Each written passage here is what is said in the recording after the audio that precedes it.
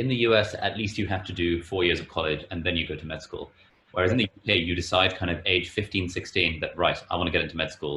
You spend Wow. those next 2 years racking up work experience, volunteering, trying to get good grades, trying to pad out your CV to do certain extracurricular activities. Make sure you get to grade 5 in piano because then you can mention it in your personal statement. And then at 18, you enter med school, and 6 years later, you're a doctor at 24. And from 24 to 26, you're working in your first 2 years of the house job. And so that's what I've just finished. I've basically been living in Cambridge for the last 8 years, 6 years of med school, and now 2 years of being a doctor. And it's just one of those things like you get into the system and then you're just on the conveyor belt. And every year there is that pressure in a way to kind of what's the next step that you're going to apply to. And so this is like a point of contention I always have with my mum and other family members where they feel that I should be kind of looking to the next step of my medical training and applying to a specialty training program, which then you're in Right. for 7 years and then you get spat out at the other end as a fully qualified attending or consultant in the UK. And my view of it was, well, I've got some time while I'm young and unencumbered. It makes sense to just travel the world and explore this internet thing. And the YouTube channel's going well and the side businesses are going all right. So why wouldn't I do that? So I completely resonate with the idea of sort of coming in at 16 and then just sort of going on the conveyor belt forever. Well, I see these assumptions everywhere, right? So the generation before us, I wrote about this. I wrote this essay called "The Boomer Blockade," and it kind of talks about your parents are probably roughly that generation, but they came of age in a demographic blip where they peaked as the majority population at every age of their life. I think similar in the UK and the US.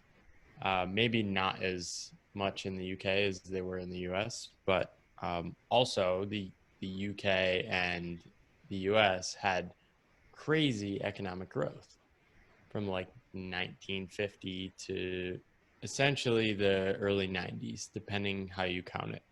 And then it slowed. And that kind of mindset of like keep going works.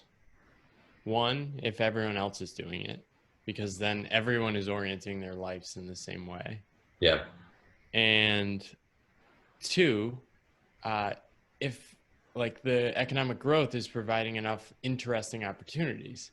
Now, progressing with slower growth or budget cuts means more competition for jobs, more nonsense, and overall like more frustration. So for somebody that is like learning medicine from 16 to 25 it's more complex than it's ever been, more confusing. Like you need a freaking break. Like it'd be crazy from a like flourishing or like thriving standpoint of life to keep going on that path. Like that's the crazy thing to me. Like and I have this weird experience of writing about these things and exploring these things and sharing my own journey. People reach out to me all the time and share like how much pain they're in, how much stress, how much of a weirdo they feel like in their current system. And people don't talk about this. And I just want it to be more acceptable for people to say like, I need to not work for 6 months or 3 months, right? And like, it's an amazing world. Like, what's possible?